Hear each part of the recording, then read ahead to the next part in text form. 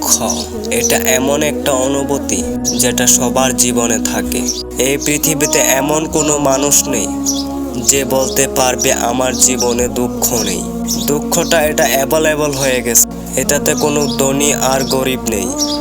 আর হ্যাঁ, গরিবের দুঃখ দেখা যায়, কিন্তু ধনীর দুঃখ দেখা যায় না। কিন্তু একটা সত্য, টাকা দিয়ে অভাব দূর করা যায়, কিন্তু টাকা দিয়ে দুঃখ দূর করা যায় না।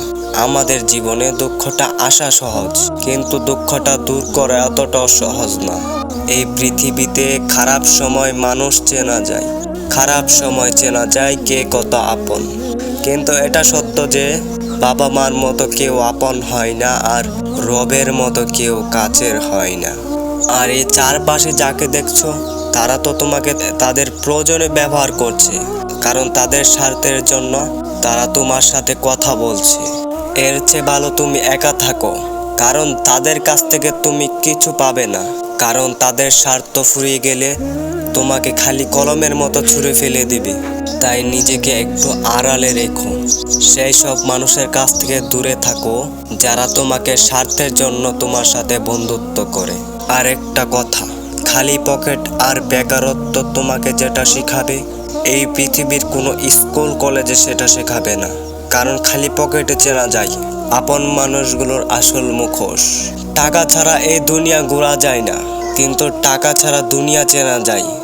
দুনিয়ার মানুষগুলো চেনা যায়, তারা যে কত স্বার্থপর।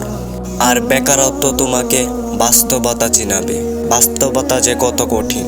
একটা বেকার মানুষই বুঝে পরিবার তাকে কেমন সম্মান করে। এই পৃথিবীতে সবাই মানুষের ভালো মনের প্রশংসা করে, কিন্তু বাস্তবে তারা মানুষের সৌন্দর্য খুঁজে, রূপ খুঁজে। এই পৃথিবীর মানুষগুলা বড়ই অদ্ভুত।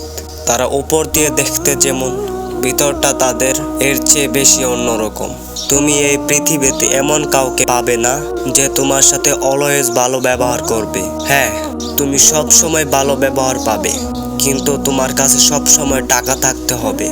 কারণ টাকা ছাড়া এই পৃথিবীতে কেউ সম্মান করে না। কারণ এই দুনিয়াটা হলো টাকার খেলা।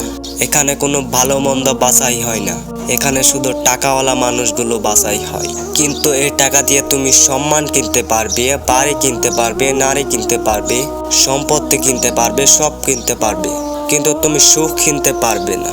যদি টাকা দিয়ে সুখ কেনা যেত, তাহলে সব সুখ পৃথিবীর ধনী লোকেরা কিনে নিত, আর গরিবরা দুঃখে দুঃখে মরতে হতো। সুখ এমন একটা জিনিস, সুখ হলো মনের একটা অভ্যন্তরীণ অবস্থা, যেটা দেখা যায় না, এটা শুধু অনুভব করা যায়। আর এই সুখটা শুধু তারাই অনুভব করতে পারে যারা জীবনটাকে সুন্দর করে সাজাতে পারে।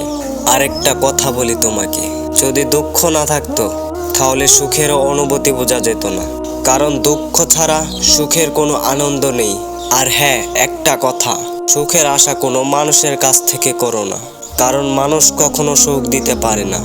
এই সুখটা রবের কাছে চাও, তিনি কখনো খালি হাতে ফিরিয়ে দেবেন না। তিনি কোনো না কোনো একটি উপায় বের করে দিবেন।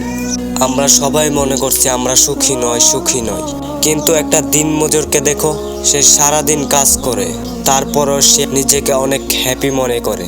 আর তুমি সারাদিন বেকার থেকে সারাদিন সোশ্যাল মিডিয়াতে বাজে রিলস দেখে রাতের বেলায় বলো তোমার ঘুম আসে না।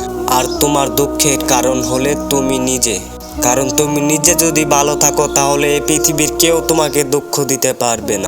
আর হ্যাঁ, প্রকৃত সুখ তখনই পাবে যখন নিজের মনে ইতিবাচক চিন্তা ভাবনা গড়ে তুলতে পারবে। আর কিসের এত তোমার দুঃখ?